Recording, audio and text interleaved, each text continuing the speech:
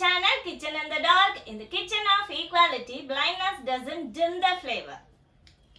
இன்னைக்கு நம்ம வீடியோக்குள்ள போறதுக்கு முன்னாடி நம்மளோட சப்ஸ்கிரைபர்ஸ்க்கு ரொம்ப தேங்க்ஸ் சொல்லிக்கிறேன். ஏன் அப்படின்னா என்னோட டிஷ்ஷஸ் எல்லாம் நீங்க பாக்குறதோட விட்டுறாம அதை ட்ரை பண்ணி அது எப்படி வந்திருக்குன்னு எனக்கு பர்சனலா ஃபோன் பண்ணி நிறைய பேர் விஷ் பண்ணிருக்கீங்க, நிறைய பேர் அப்ரிஷியேட் பண்ணிருக்கீங்க.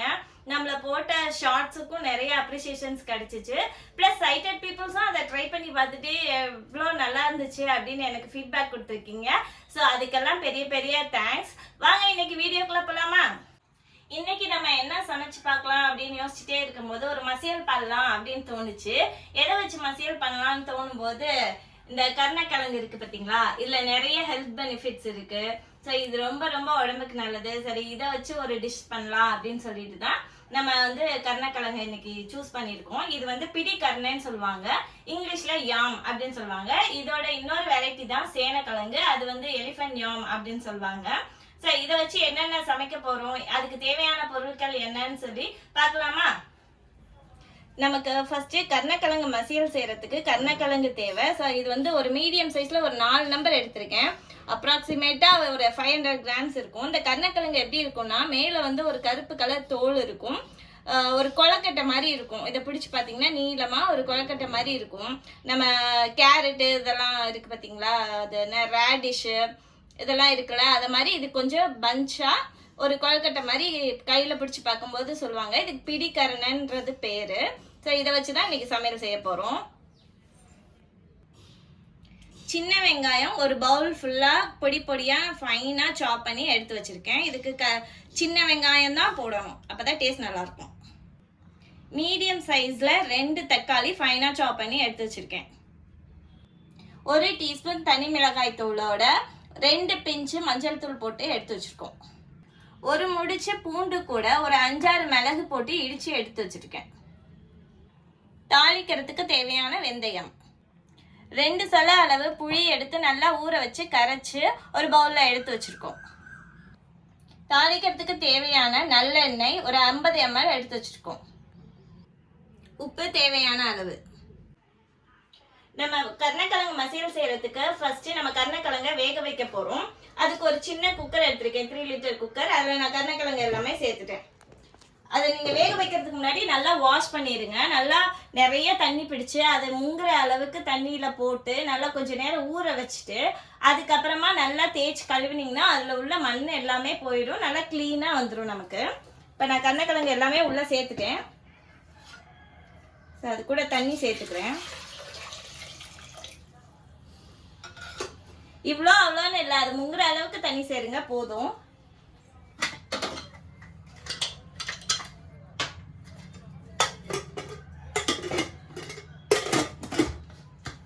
நல்லா மூடியாச்சு.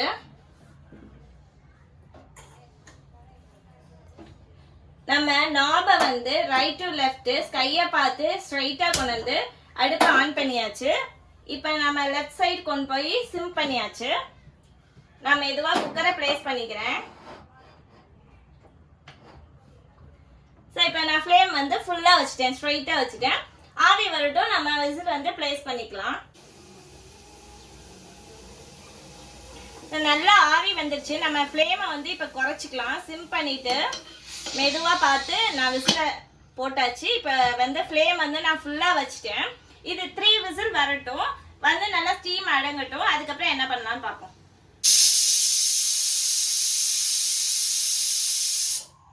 நமக்கு கருணக்கிழங்கு நல்லா வெந்துருச்சு. 4 விசில் விட்டுருந்தேன். ஏன்னா இது குழைவா வேகணும். எதுக்காகனா நல்லா மசியணும். நமக்கு மசியல் தான் பண்ண போறோம். பிணையும் போது நல்லா குழக்கலன்னு இருந்தாதான் நல்லா மேஷ் ஆகி வரும். ஸோ நான் அந்த தண்ணி எல்லாம் ஹீட் வாட்டர் எல்லாம் கீழே ஊற்றிட்டு அதுக்கப்புறம் நல்லா கூல் வாட்டரை எடுத்து நல்லா ஆற வச்சு எடுத்துட்டு வந்திருக்கேன். இப்போ நம்ம உரிச்சிட்டு என்ன பண்ணலாம்னு பார்ப்போம்.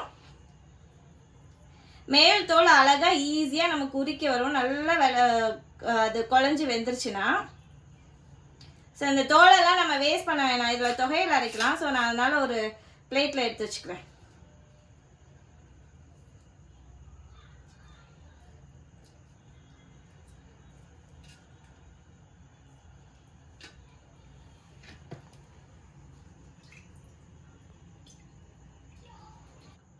எல்லா கிழங்கையும் நம்ம உரிச்சு முடிச்சாச்சு. இது எல்லாத்தையும் நல்லா மேஷியா பிணைஞ்சு எடுத்துக்க போறோம்.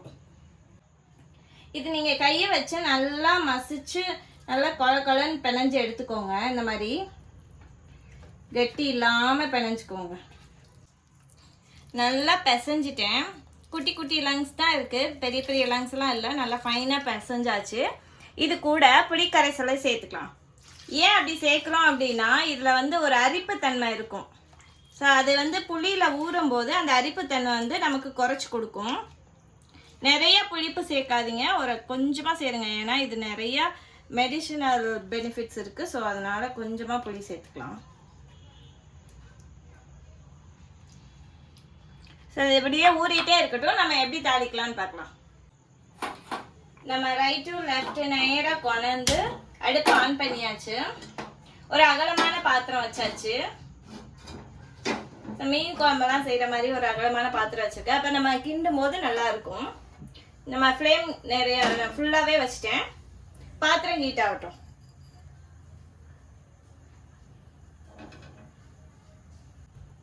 பாத்திரம் நல்லா ஹீட் ஆகி நல்லா வாசம் வருது. இப்ப நான் எண்ணெயை சேர்த்துக்கிறேன். 50 ml சேர்த்துட்டேன். ஏன்னா இதுக்கு வந்து எண்ணெய் தான் நல்லா டேஸ்ட் கொடுக்கும், அதுக்காக.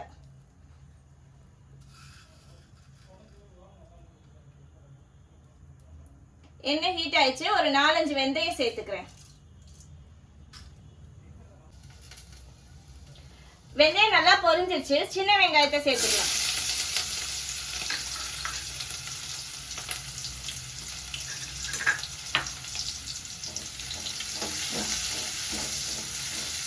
அது கூடவே இடிச்சு வச்ச பூண்டு சேர்த்துக்கலாம்.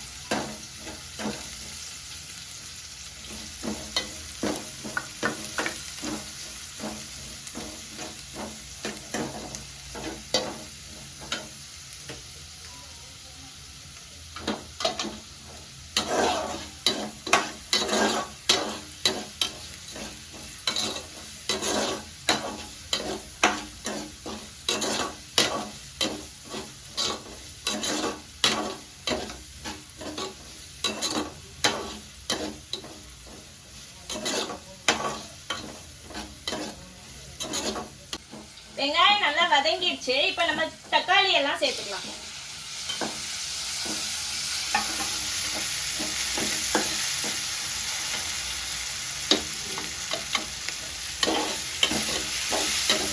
இது கூடவே மிளகாய் தூளும் சேர்த்துக்கலாம்.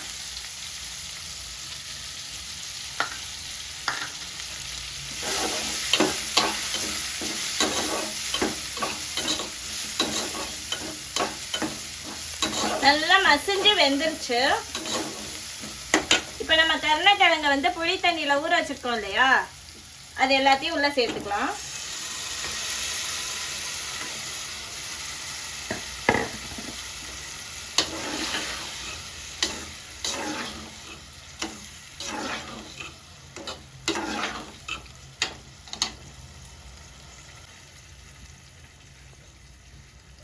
ஒரு 1/2 டீஸ்பூன் உப்பு சேர்த்துக்கிறேன். கல் உப்பு. இது ஓவரா கறிக்கும் என்னோட உப்பு, அதனால நான் கம்மியாவே சேர்த்துக்கிறேன். எல்லாம் சேர்ந்து கலந்து விட்டாச்சு. கொஞ்ச நேரம் கொதி வரட்டும். அதுக்கப்புறம் எப்படி வருதுன்னு பார்க்கலாம். இந்த கருணக்கிழங்குல நிறைய ஹெல்த் பெனிஃபிட்ஸ் இருக்கு. இப்ப கருணக்கிழங்கு மசியல் கொதிச்சிட்டு இருக்கு. அதுக்குள்ள அது என்ன பெனிஃபிட்ஸ்ன்னு பாத்துக்கலாம். நான் குழந்தையா இருக்கும்போது எங்க வீட்டுல நிறைய செடி, காய்கறி செடிகள், பழ செடிகள்லாம் எங்க தாத்தா வளர்த்துட்டு இருப்பாரு. அதுல வந்து இந்த கருணக்கிழங்கு செடியும் வச்சிருப்பாரு. ஏன் தாத்தா இதை வச்சிருக்கீங்க அப்படி கேட்டா, இது வந்து ரொம்ப மெடிசனல் பெனிஃபிட்ஸ் உள்ளதுடி, இது வந்து மூலத்துக்கு ரொம்ப நல்லது. அப்படி இது அடிக்கடி நம்ம வீட்டுல சமைக்கிறனால நான் இதை வீட்டுல வச்சே வளர்க்க ஆரம்பிச்சிட்டேன் அப்படின்னு சொல்லுவாரு. அந்த செடி பாக்குறதுக்கே அவ்வளவு அழகா இருக்கும். நல்ல டார்க் கிரீன்ல நடுவுல வந்து எல்லோ கலர்ல ஒரு ஷேடு கொடுத்து நல்லா பார்க்கவே நல்ல டிசைனா இருக்கும். எனக்கு ரொம்ப ரொம்ப பிடிக்கும் அந்த செடி. இது வந்து கான்ஸ்டிபேஷன் ப்ராப்ளமை கியூர் பண்ணுன்னு சொல்றாங்க. வெயிட் லாஸ்க்கு நல்லதுன்னு சொல்றாங்க. அப்புறம் ஹார்ட்டுக்கு, மூளைக்கெல்லாம் ரொம்ப ரொம்ப நல்லதுன்னு சொல்றாங்க. இவ்வளோ ஹெல்த் பெனிஃபிட்ஸ் உள்ள ஒரு பொருளை வந்து நம்ம ரொம்ப அவாய்ட் பண்ணிட்டோம். இப்போ வந்து இது மெடிசினல் பெனிஃபிட்ஸ் இருக்குன்றனாலே விலையும் கூடி போச்சு. ஸோ விலை கூடனால ரொம்ப வாங்குறதும் ரேரா இருக்கு. வாங்கினோடனே நம்ம சமைச்சிடக்கூடாது. ஏன்னா பச்சையா இருக்கும்போது அது ரொம்ப அரிப்புத்தன்மை இருக்கும். ஒரு வாரம் கழிச்சு தான் நம்ம அதை சமைச்சு சாப்பிட்டு ஆகணும். அப்பதான் அதோட அரிப்புத்தன்மை கொஞ்சம் கொஞ்சம் குறையும். அதோட புளி வந்து நம்ம கம்மியா தான் சேர்க்கணும். கம்மியா சேர்க்கும் போதுதான் அந்த பெனிஃபிட்ஸ் நம்மளுக்கு ஃபுல்லா கிடைக்கும். ஜாஸ்தியா சேர்த்தோம்னா அரிப்பு வேணா குறையும், ஆனா வந்து பெனிஃபிட்ஸ் நமக்கு கிடைக்காது. ஸோ இதை நீங்களும் யூஸ் பண்ணுங்க, அடிக்கடி வீட்டில் குழந்தைங்களுக்கும் கொடுங்க, நீங்களும் எடுங்க, ரொம்ப ரொம்ப யூஸ்ஃபுல்லா இருக்கும். நல்லா கொதிச்சு திரண்டு வந்துருச்சு. நம்ம ஊற்றின அந்த புளி தண்ணியெல்லாம் அப்சர்வ் ஆயிடுச்சு. ஸோ அவ்வளோதான், முடிஞ்சு போச்சு. ஆஃப் பண்ணிடலாம்.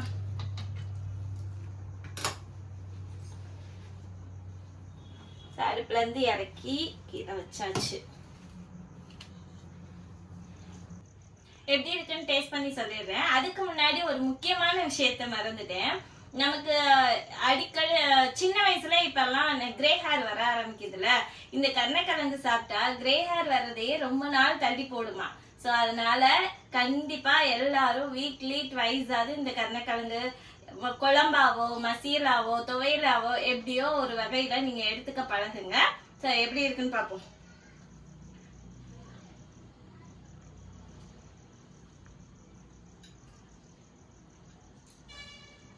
ரொம்ப ரொம்ப டேஸ்டா இருக்கும்.